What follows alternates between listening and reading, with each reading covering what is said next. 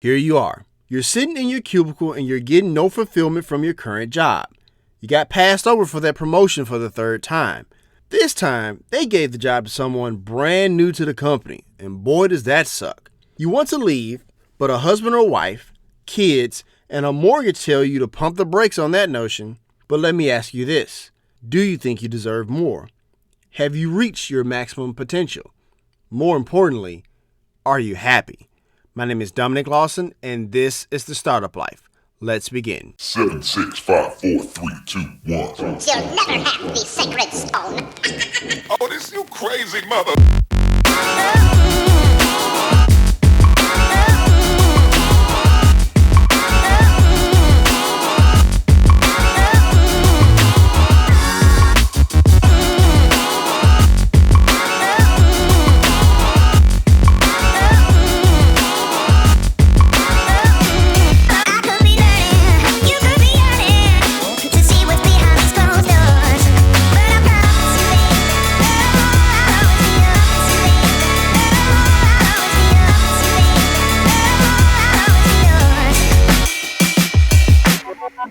Hey Startup Nation, do you enjoy the startup life? Now you can let the world know with gear from the show. Choose from the label yourself, make your own look, and making money t-shirts to tell your story of your path of entrepreneurship. Click the link in the show notes to purchase. All right, Startup Nation, so I hope you're ready to receive some value today. So today we're going to talk about it's okay to leave your job. Now, I know this is a bit of a touchy subject for some of you, but sometimes when we start a job in the beginning, we have all the hopes of that job, and we think about all the good things that can go great with it, but we don't necessarily think about sometimes where we hit a lull or a snag, or maybe it just wasn't a good fit. So we're going to talk about that today. So in the first segment, we're going to talk about signs that it's okay, that it may be time to quit your job. Then we'll transition in the next segment and talk about, the proper way to do that. You can't do that whole half-baked scenario. If you've seen that movie before, it's probably not the best option, but we're going to talk about the proper way to do that. After the break, then we'll talk about, some of the next steps after you quit the job. Now what are some of the steps we need to take to, move our career forward? And then lastly, since, this is the startup life, in the last segment, we're going to talk about if the proper way to go is for you to be an entrepreneur or maybe to go back into a 9-to-5 job. But like I said, we're all about entrepreneurship on this podcast. So we're going to talk about if it's a proper path for you to be that entrepreneur after you quit your job. So Startup Nation, I hope you're ready to receive great value today, and let's take flight. Now, Startup Nation, for many of you, you listen to the podcast on Monday mornings, right? I usually release an episode on a Sunday night, and you listen to the podcast on your commute on Monday morning. So it's probably Monday right now. And if you have that feeling of dread, like, oh God, I don't feel like dealing with Janice and accounting today. If you're having that feeling right now, that's probably a pretty big sign, and I want to start with that one today. That's probably a pretty big sign that you probably need to leave your job. Look, I'm not saying that, your job is there to save the world or end world hunger or something like that. But what I am saying is that you should get some type of fulfillment from your job. You should get something that, that makes you feel complete from your job, because think about it. You spend a very good amount of your time at this place with those people. And so if you dread going to work on Mondays and you hate Sunday nights, then that's a pretty good, sign that we may want to consider some other career options, if you will. Now, another thing you may want to consider is that once you get there, if you're kind of procrastinating, I tell people all the time, my wife jokes and she says that, look, if you talk to Dominic or if you listen to the Startup Life podcast, he'll have you quitting your job. Look, I will never advocate for just telling somebody to quit their job. I don't know your life. And more importantly, I don't have your bills. Okay.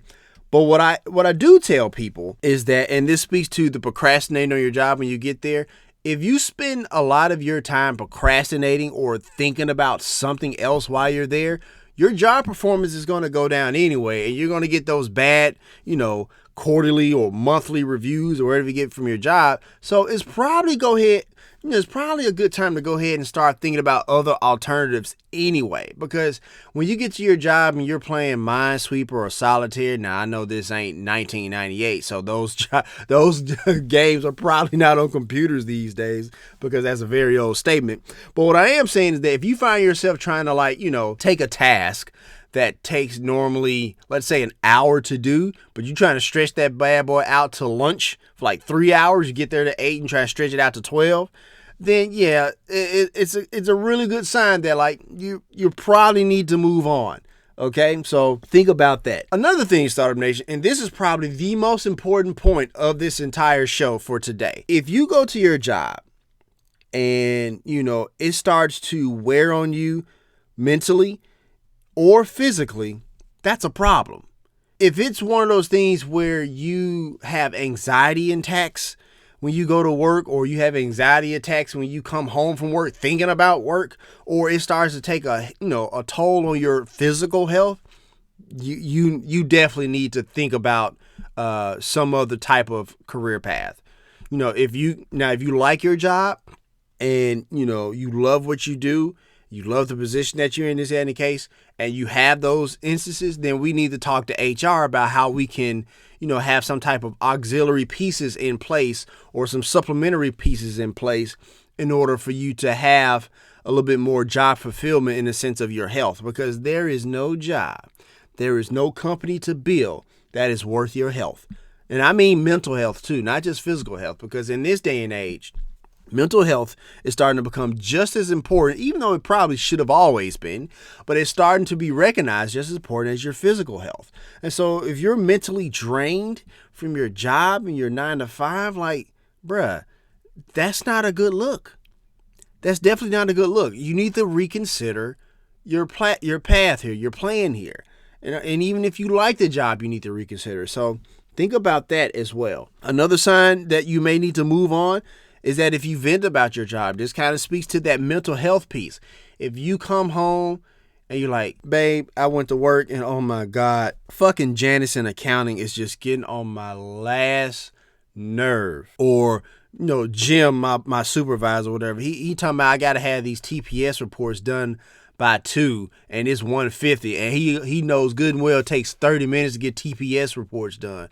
So it's like, if you're venting about your job too much, don't get me wrong, you should hit the pressure release valve every once in a while. But if it becomes like a very constant thing, like it's a routine part of your day to vent about your job, it's probably a good sign to go ahead and reconsider another career path or another career plan, if you will. Another sign, if you're overqualified. Look, I have been in plenty of jobs myself where I've been overqualified. I've even gone in knowing I was overqualified. Like, look, if I go in, bust my ass, do a really good job, they'll promote me. Spoiler alert, they didn't promote me. Because one of the things I had to understand and realize, and it took my wife to point this out, to be fair, because she'll probably listen to this episode, she pointed it out from day one. And I was like, let me just give it a shot. Let's see what happens, this, that, and the other. 6 months later, she was absolutely right. But anyway, it's one of those things where it's like, if you get into a job, into a role where you're overqualified, right? And you take the Dominic approach, like, I'm going to get in here, I'm going to bust my ass. They're going to see that I'm doing a great job. They're going to promote me. What I have found recently in the workforce is that if you do a good job at a role that you're underqualified or overqualified for, and you bust your ass, they'll just keep you in that role. Because why in the hell would I want to pay somebody more money, when I can pay them less money and get more production? Like, why the fuck would I do that? I mean, to be honest, that's a savvy business move on their part. But to you as the employee, it's not a good look. I am all about, the market should pay you what you're worth, right? And so, you should absolutely start to think about seeking some other type of career path, become an entrepreneur, whatever the case may be. I chose to be an entrepreneur, but maybe you would decide, what, instead of, working at Burger King, I'm going to take my talents to McDonald's or whatever your job may be. Let's say you're at International Paper. Like, you know what? I'm going to take my talents to FedEx because I think they may appreciate it. Whatever that looks like for you, just determine that, like, if you feel like you're overqualified, and, there's one thing to say that you're overqualified, and there's another to say that your resume says you're overqualified. But so I guess what I'm saying, in addition to that, to be honest with yourself, if you know damn well that, you got like, 3 months experience in let's say, bookkeeping or whatever, right? And you're trying to go run a whole accounting department that has like, I don't know, responsible for like 15 people. Okay, let's be honest with yourself. Maybe you're not quite qualified just yet. But if you have like 15 years of experience and they say like, nah, you're best fitted here, or you're not really qualified for that or something like that, or you're qualified for the role that you're in, yeah, let's go ahead and explore those other options, Startup Nation, because maybe this role currently is not for you. Another thing to consider that maybe, it's time to move on is that if the work environment or the culture is just negative. Look, like I said earlier, you spend a very large part of your day, or a very large part of your life in this place or in some other building that's not your home, okay? I'm sorry. I don't care what your boss says or whatever the case may be, you should appreciate or you should like the space that you're in. It should not be a negative place. Now, granted, we came to work today, okay? If you're on your job, you came to work. Let's be honest. Like, look, not everybody works at Google with like Xboxes and PlayStations and shit and ping pong tables in the lobby, okay? Now, if you work in one of those places, that's great. But even if you do work in one of those places, the cultures can still be negative, but because, it ain't all about like, play or whatever the case may be. I'm getting off topic. But anyway, if you're in a space that's just negative, where there's always constant bickering, there's always constant, rumors about layoffs, if there's always constant, just a load of crap that goes on on a regular basis, it's probably a good time to reconsider other options, because like nobody wants to work in a place like that. It's almost like a marriage, if you will. If you're in a marriage where it's toxic and your partner is always talking stuff about you or being negative or something like that, who in their right mind will want to stay in that? Now, granted, I understand the stability and taking care of your family and this, that, and the other, and sometimes we have to do what we have to do, Startup Nation. But in the meantime, like I always say, life requires balance.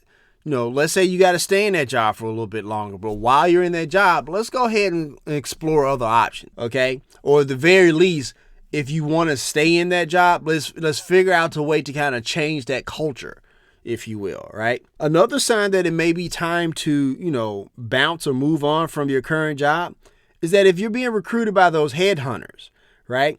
Look, if you are valuable in the workplace, somebody's going to see it. They always say that whole cliche, cream always rises to the top. I tell people all the time, cliches are cliches because they're true. Okay? Because somebody is going to notice your work. You got that LinkedIn profile and it's popping and this, that, and the other. Somebody's going to notice that. Somebody is out there looking for what you do. So don't be ashamed about that. So if you're being recruited by somebody else or another company, or like, hey, you should think about this, that's probably a good sign as well, especially if you feel underappreciated in your current role. And also, Startup Nation, look, let's say you're in a role or in a job or a company that you work for, wherever the case may be, and you don't have the freedom to speak up about things, or if you feel like if you do speak up, you could get reprimanded. That's not a way to live. It's just not. We have free speech in this country, okay? Now, granted, I'm not saying you can't say certain things like what Jameis Winston said on Florida State campus a few years ago. Like, certain things are just inappropriate. Let's just be honest. But if you see an issue and you bring it up in a tactful manner, there should be no reason why you can't say anything. And if that's an issue at your job and you feel like that could be an issue where you can be reprimanded for speaking up, that's probably also a good sign that, it's time for me to go ahead and take my talents, elsewhere.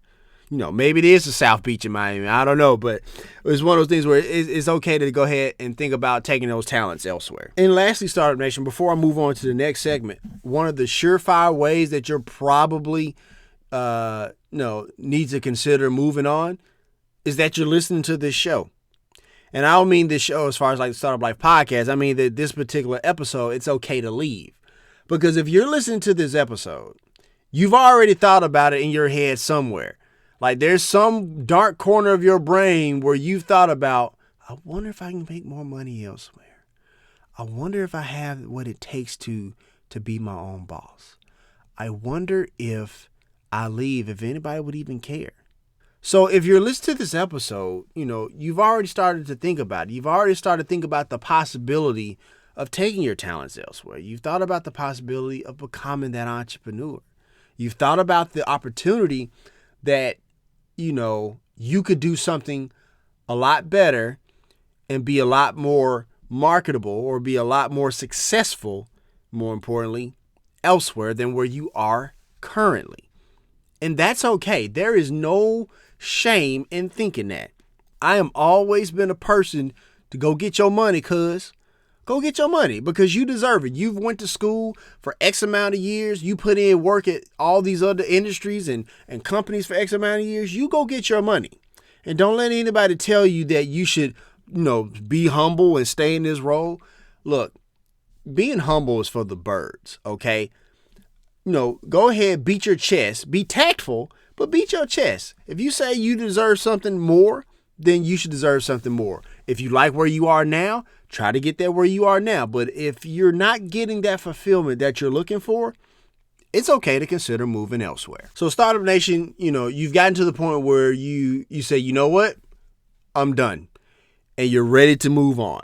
But how do you quit your job? So let's talk about, what that may look like or some steps what that may, kind of entail, if you will. Now, first, like I said, if you've seen the movie Half Baked, where my man was working in that fast food restaurant and the way he quit his job, don't do that. Okay. Just don't do that. Even if you're deciding to become an entrepreneur and start work for yourself where you don't really answer anybody else, don't do that. Because the thing is that you never want to burn bridges. And for those of you who've never seen Half Baked, he goes to work one day and somebody says something and he was like, fuck you, fuck you, fuck you, fuck you, you cool, fuck you, and I'm out. Like that's never a way to quit a job. Okay. And so, because the thing is, you don't want to burn bridges. You never want to burn bridges. I don't care how bad the job is. I don't care if it took a toll on your health. You never want to burn bridges. You want to leave in a very tactful and respectful manner. Okay, so keep in mind with that. Now, when you think about quitting your job, there's pros and cons to both sides, right? You have to think about why you're quitting in the first place. You have to think about, do you already have something lined up? Do you have a business idea? For those of my potential entrepreneurs out there? Do you have a business idea that you're trying to leave to go pursue or whatever, right? So you got to weigh those pros and cons, right? And if you, have a job offer elsewhere, it's okay to let them know that. Okay, as long as you give that 2 weeks notice or that verbal notice or wherever the case, verbal notice or written notice, wherever the case may be, it's okay to let them know. Like, look, I've had, a great time here at J&S Company, and, and I'm really grateful, respectful of everything I've learned here, but I think it's time for me to move on, this, that, and the other. And, people will appreciate that. They will. Now it may be a situation where they may treat you a little petty for those 2 weeks, but that's a projection on them. And besides, if you're quitting your job, 9 times out of 10, you already knew they was going to act like that anyway. So that's not a big surprise anyway. But the first thing, and I've already kind of alluded to give an adequate notice. Let people know that you're about to leave. Don't just bounce, because that speaks to that whole burning bridges thing. And that's just honestly professional courtesy.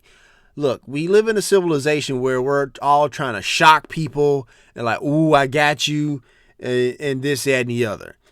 But there is something to be said for professional courtesy. Let's say you quit your job. You give your 2 weeks notice. You act, with you extend that professional courtesy to your employee, your soon to be ex-employer, this, that, and the other.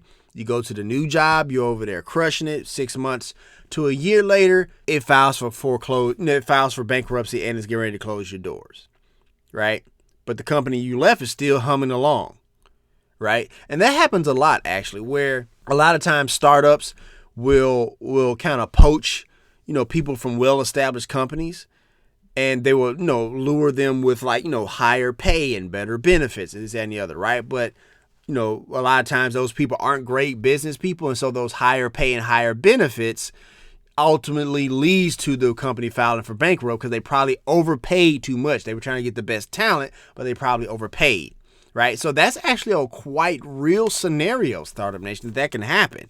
So, if you did that whole tactful way of doing the 2 weeks notice and giving adequate notice that you're going to leave, maybe you can come back. And maybe you come back temporarily. Maybe you come back, for the rest of your career. Maybe things have changed. Maybe they didn't realize that you would have left, but now that, they, the whole adage, you never know what you had until it's gone. Maybe that scenario happens. And maybe they treat you a little bit better when you come back. You just never know. But you want to give yourself the opportunity for that to happen.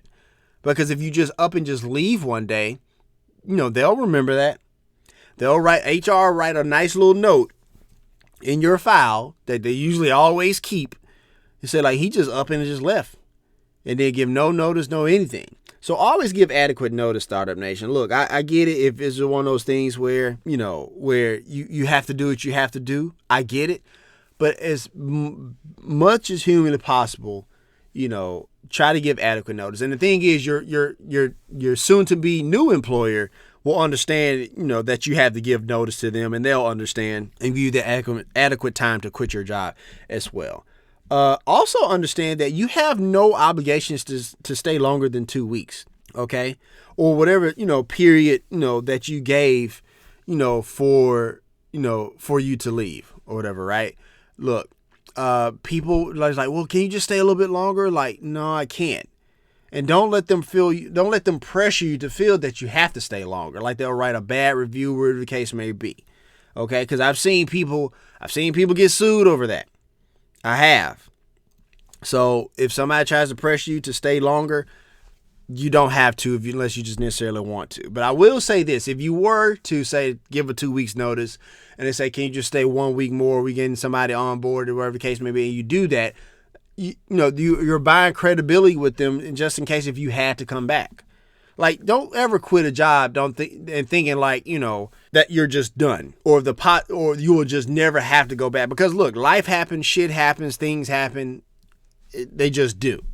And so always leave gracefully, always leave tactfully, and always leave, when you're, while extending a very good professional courtesy. And when you leave your job, Startup Nation, make sure you, to say thank you to your boss for the opportunity. Thank you to the company for the opportunity. Things that you've learned, things that you wish could have been, better or whatever the case may be, because sometimes people do exit interviews and sometimes they don't.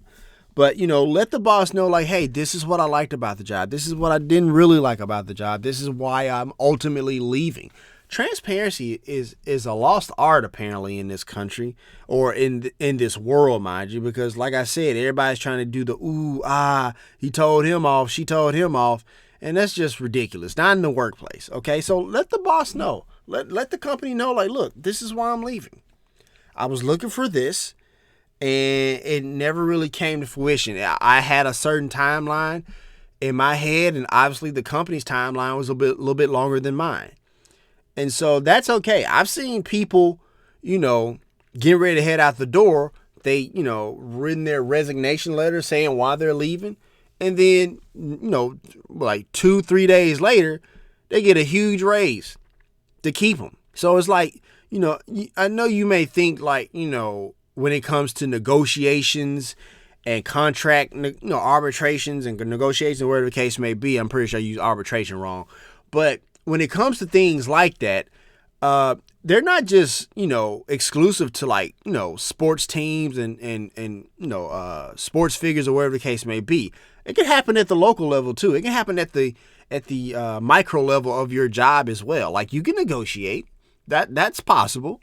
You don't have to just accept certain terms. I've done it plenty of times. Like, Mr. Lawson, you have great experience. We're going to offer you $13 an hour. We're like, nah, I think I want $15 an hour. Well, Mr. Lawson, nah, I want $15 an hour. How about $14? Cool, let's take it.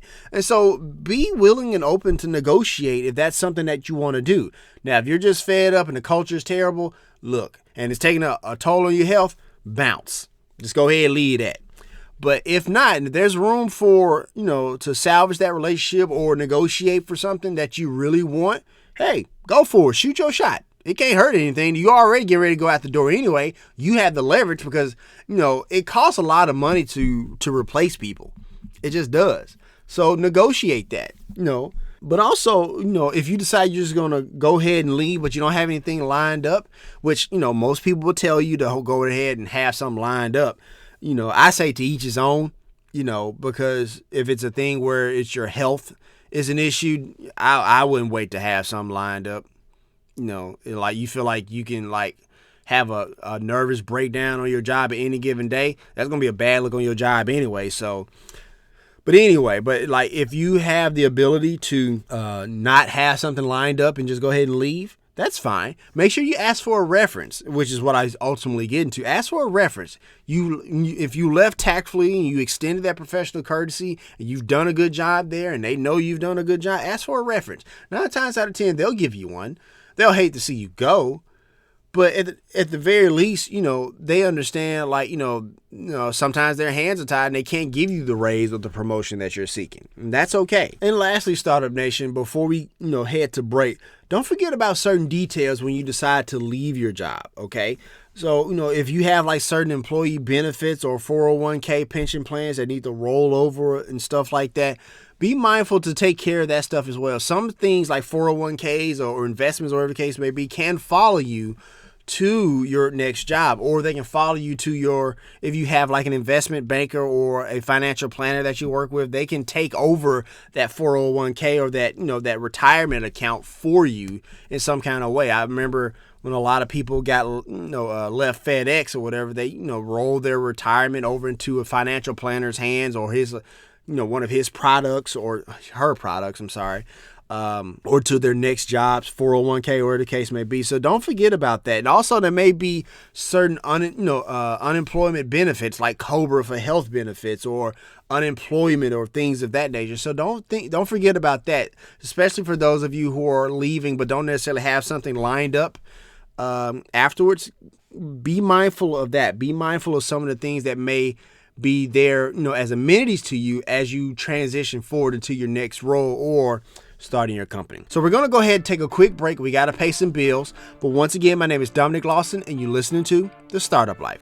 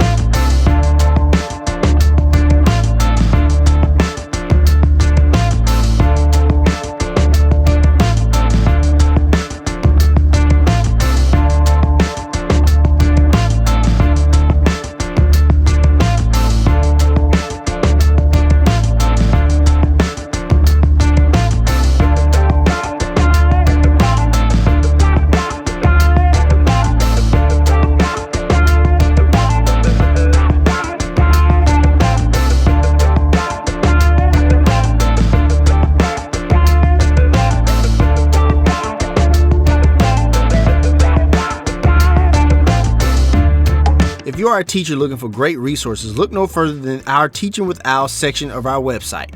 Enjoy great lessons such as our mini lesson for the story of an hour, or dive into the Nixon presidency as part of our legacy series. Enjoy great peace of mind from our units as they are Common Core aligned. Click the link in the show notes to purchase. All right, Startup Nation, so let's continue. So in the first half of the show, we talked about some signs where it may be time to leave your job. And then we talked about, if you're going to go ahead and do that, the proper way to do that, or some ways to go about doing that. So now I want to talk about, once you've quit your job, what are some next steps? Now, this could range, kind of differently depending on if you're going straight into another job or straight into your entrepreneurial venture, or, you just want to kind of just take a break. And so the first thing I would tell you for those who want to just take a break is to relax and just breathe and just take time for yourself.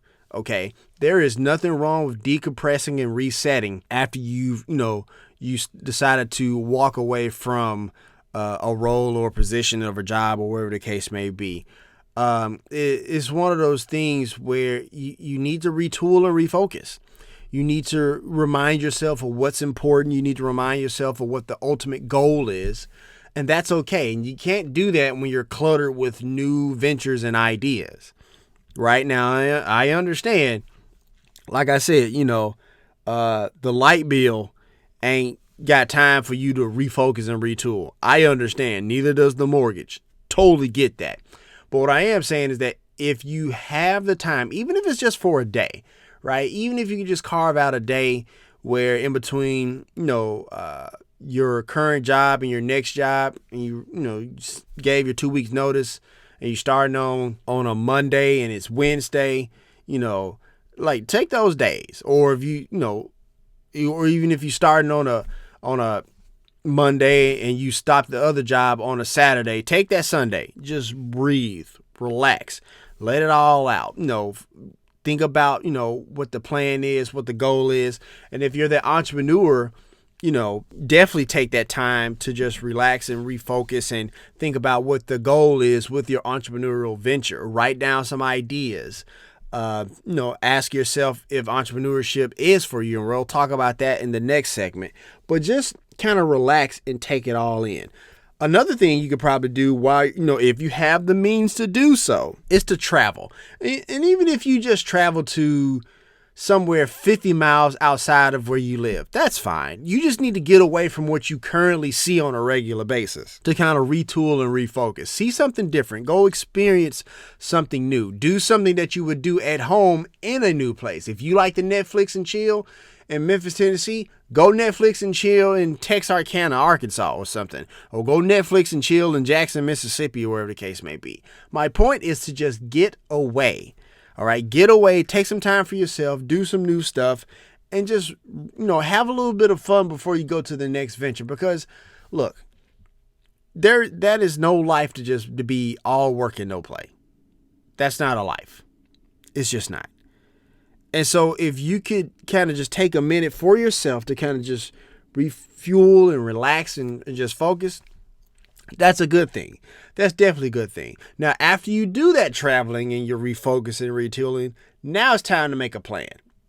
Now, if you already have a job lined up that's waiting for you, it's not really a plan to be had because the plan is already being executed. But for those of you who are trying to figure out, if you want to go to another 9-to-5 job or do the entrepreneurial venture, we need to put down a plan. If you're looking for another job, we need to go on Glassdoor and LinkedIn. We need to tighten up that resume, if you will. You can either do this yourself or get a professional resume builder like my girl Louisa Shepherd, who does, career planning and resume building as well.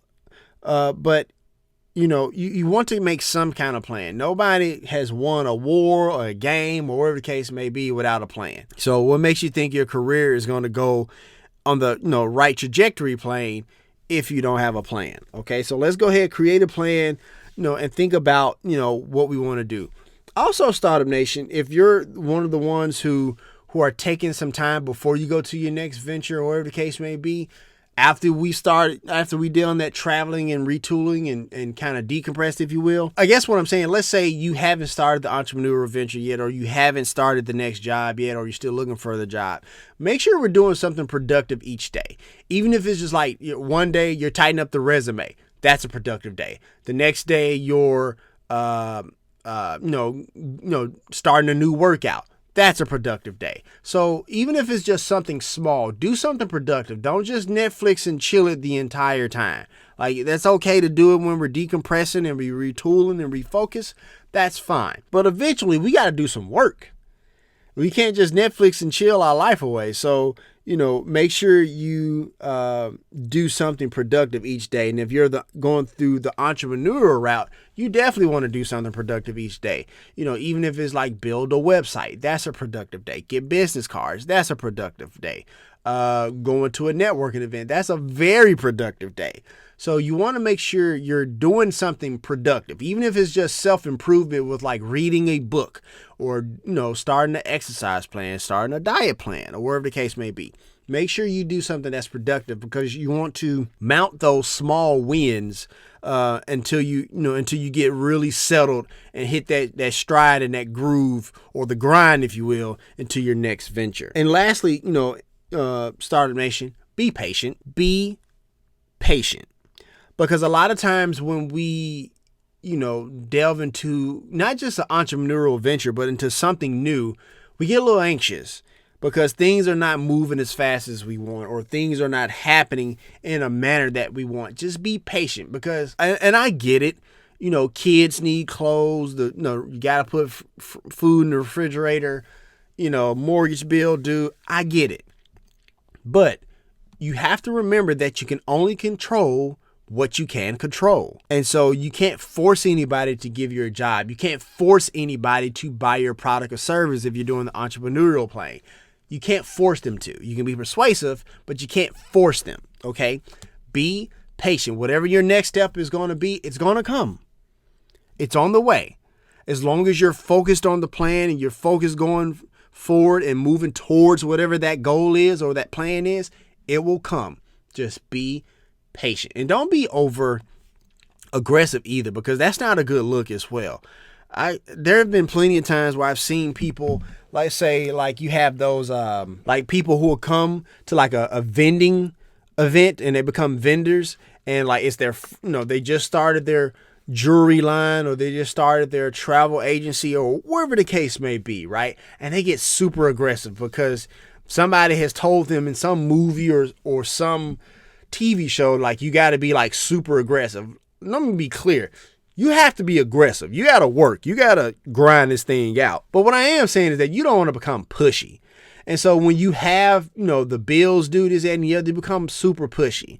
And that speaks to, a lack of patience. And, the more impatient you get, the more careless you get, the less productive you become. It's just true. And so, I tell new entrepreneurs all the time, look, it ain't going to come, it ain't going to come right now.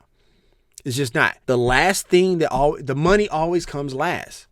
It just is, because when you start a new venture, or even when you're trying to start find a new job, wherever the case may be, people have to first know you exist. That's the hard part, especially as the entrepreneur. People have to know that you exist. You have to let people know that you're here. Once that they know that you're here, okay, now we know who you are. What do you do? What are you about? Okay, and that's the next hurdle you have to get to, right?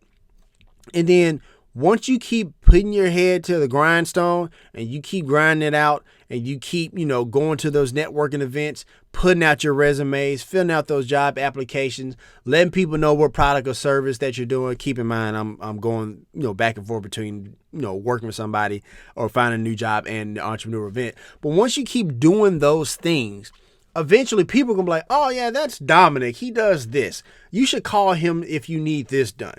You should call him if you need that done. I'll tell you a quick story on how being patient comes to fruition and how it can benefit you. Because when we started Owls, like, when we did subcontracting at first, and we still do a little bit of subcontracting, but, to kind of venture out on our own, it took some work. It took some patience. And it wasn't until maybe last year or, a little bit earlier this year to where like opportunities just start to fall in our lap. I got this, this speaking engagement through a ton of network, and I got this speaking engagement at International Paper. And ever since that speaking engagement, which I ultimately knocked out the park because I'm dope, ever since that speaking engagement, opportunities have just been falling in our laps.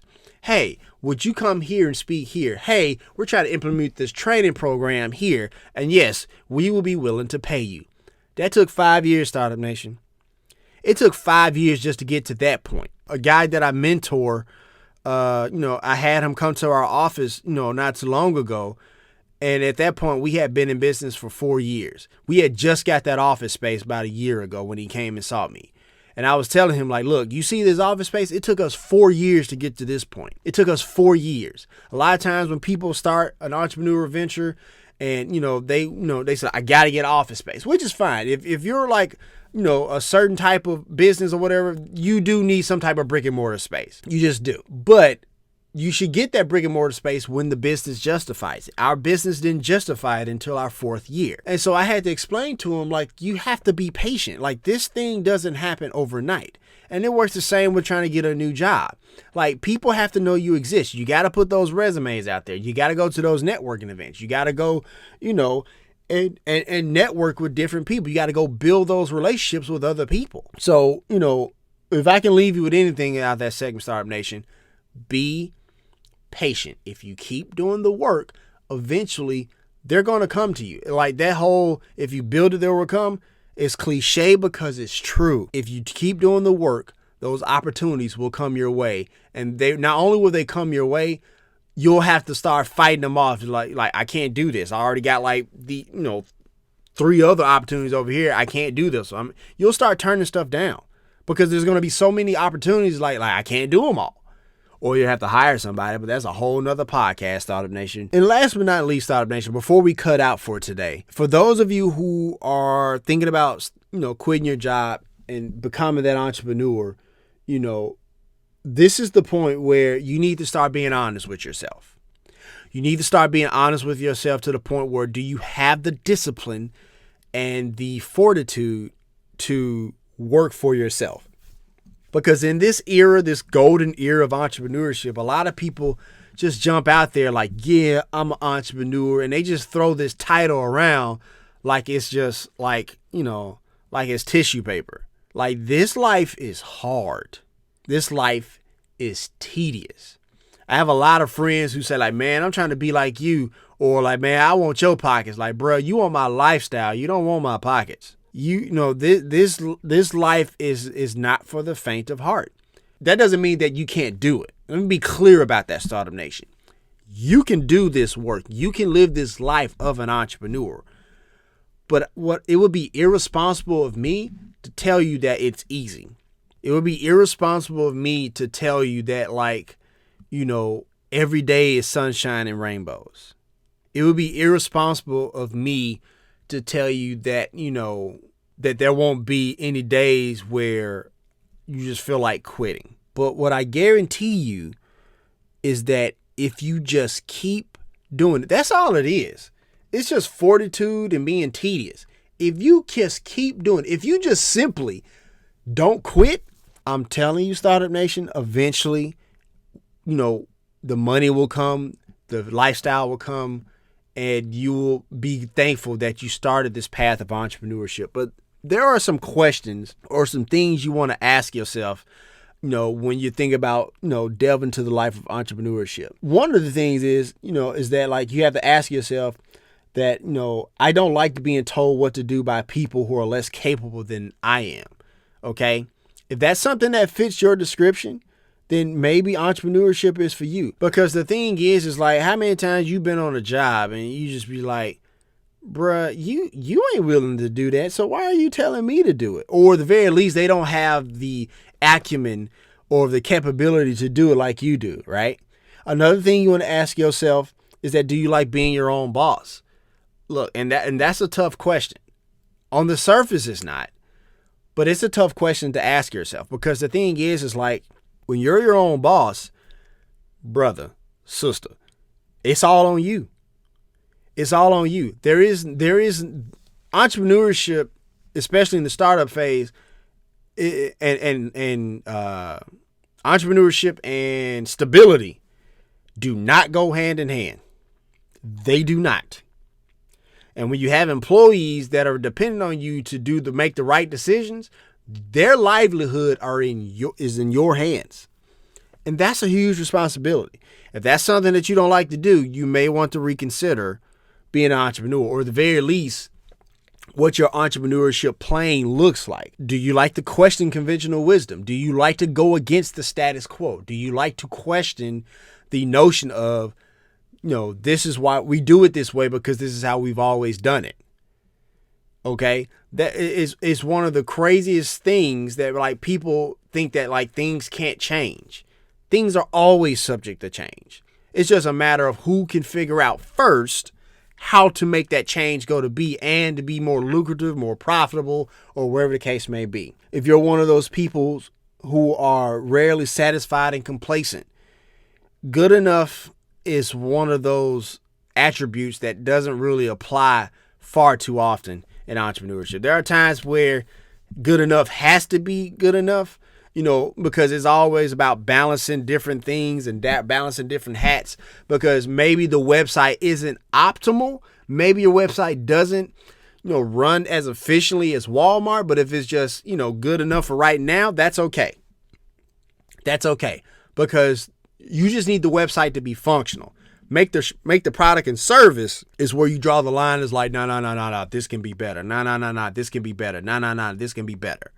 Make that your where you draw a line in the sand. But something like a website or something like that, maybe that can be just good enough. And that's one of those things as the entrepreneur you have to kind of delegate and balance, if you will, right? If you have people who in your family who run businesses already, that's a plus. That's a plus. Or if you have friends that who already runs a business, that's a plus. Because see, these people you can rely on for like help and to think through a problem, to think through certain situations. Even if they don't do the exact same type of business that you do, the entrepreneurial mind is universal. The entrepreneurial mind is all about solving a problem. It's not necessarily about starting a business. It's about solving a problem. And so if you have other entrepreneurs and business owners in your family, in your circle of friends, that's an attribute that you can lean on. That's a resource. That's definitely a resource. And if it's one of those things where, hey, you don't currently have that, that's okay. That's just something else you have to build, because in this life of entrepreneurship, we have to build relationships anyway. So maybe you have to build that part too. Maybe you have to build your own support system, right? I have a friend who has a fitness company, and it's one of those things, and we talked about this in the episode a while back, The Language of Entrepreneurship, which is there in the show notes for easy access. We talked about like it's a language that not everybody speaks. If you have like a parent or something like that, and you talk about your entrepreneurial venture and your business or whatever the case may be, 9 times out of 10, your parent doesn't understand that language, because, a lot of times they didn't grow up that way. But if your parent is a business owner, they absolutely understand that language. So be mindful of that when you start to delve out into your entrepreneurial journey and path. If you were, one of those people who like to work as a teenager, who worked after school, had an after school job, or, you work during, vacations and stuff like that, you may be ready for entrepreneurship. It speaks to this level of grinding, working, never quitting, never stopping, always trying to get this money, right? Or not necessarily get the money, because I don't want to project, the stereotype of this is all about money, because it is not. It's really about lifestyle and your freedom, and the money is a byproduct of that. And sometimes that byproduct feeds into the lifestyle and the freedom. But this is not necessarily about money. Okay.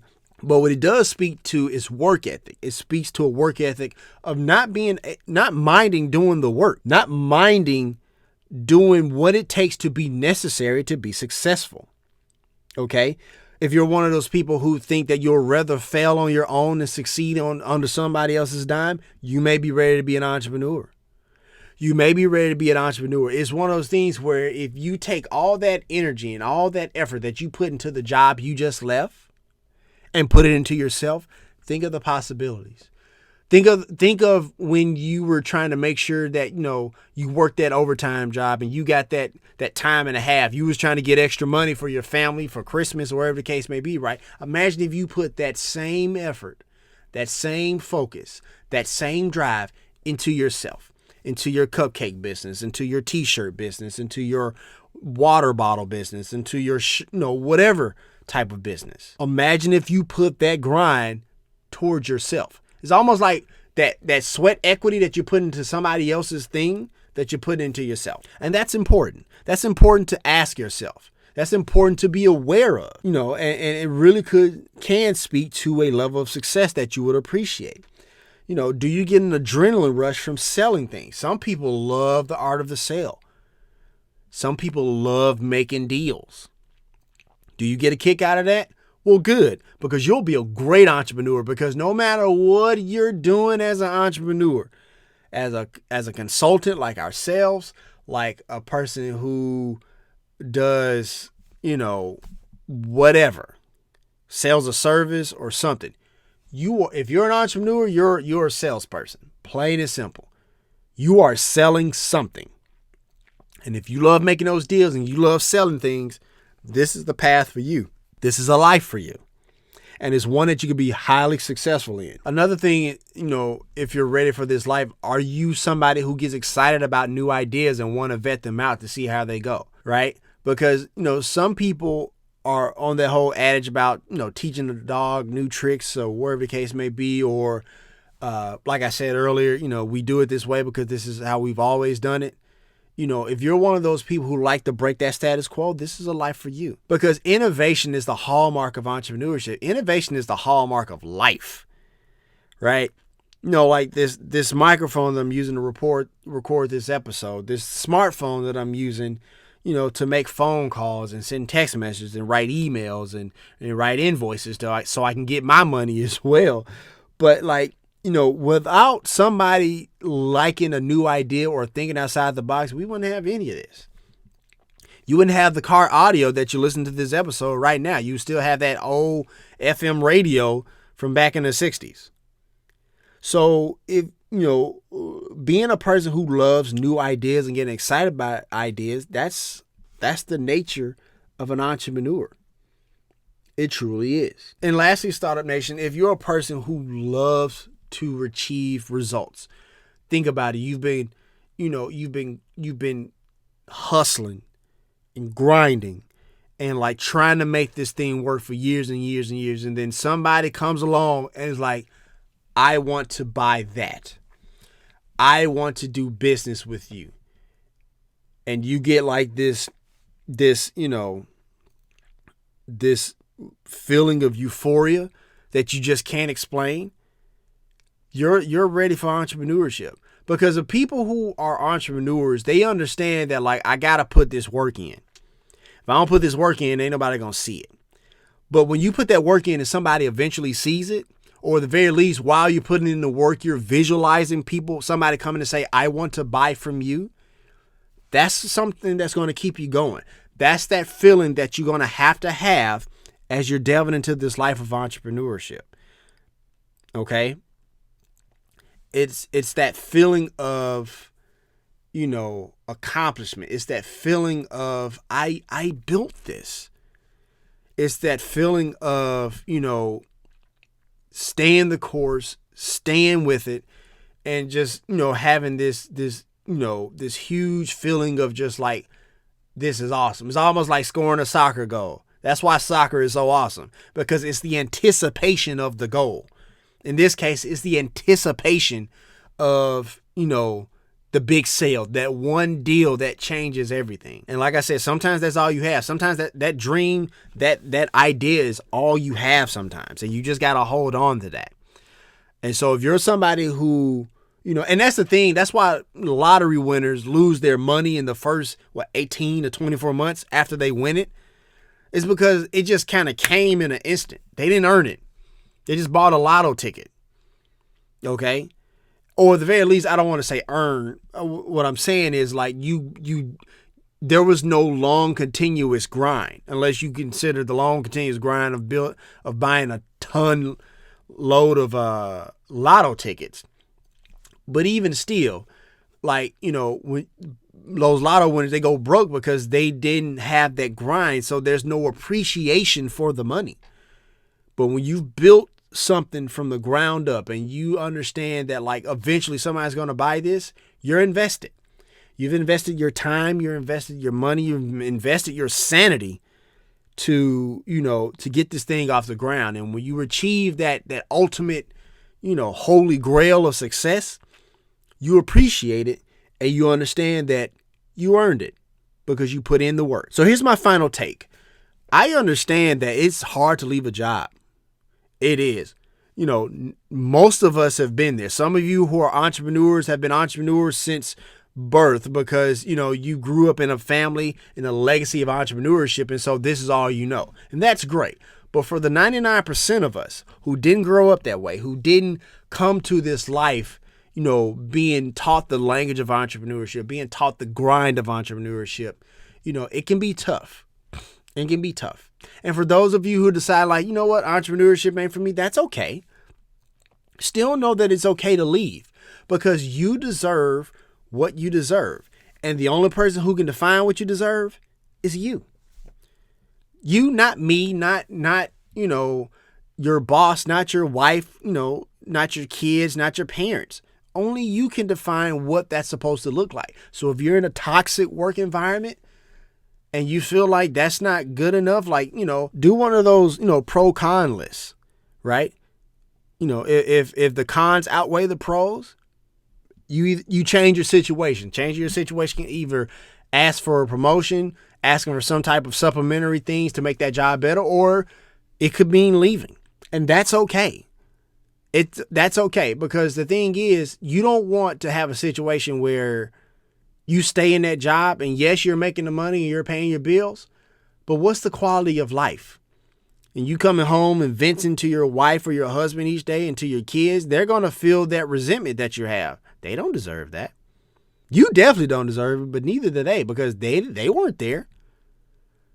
What I'm saying is, like, you know, if you're in a situation where you feel like you're not being valued to however way you feel valued, you know, it's no different than a Super Bowl winning quarterback saying like, you don't value me, so I'm gonna go elsewhere and get where I'm valued. You can do the same thing at your job. You can do the exact same thing. Take your destiny into your hands and say, hey, this is what I'm worth. This is what I want. And this is who I'm going to be. And if that's the life of entrepreneurship, great. You know, we love that here at the Startup Nation. But if that is to go to another 9-to-5 where you feel appreciated, that's okay too. The bottom line is make sure you feel valued, sure you feel that you're worth it, and make sure that ultimately that you're happy. And I believe that if you do all these things and if you feel that way, it is quite okay for you to leave. So that's going to do it for my time on the Startup Life today. I hope you got great value today. Like I said, a lot of you are at your job, you're on your way to your job, or you leave your job for the day right now. You're asking yourself like, man, I want to leave. I want to do something else. I want to start my own job. I want to start my own company, but I don't really know how to do that. Look, the first step is to just go ahead and make the leap.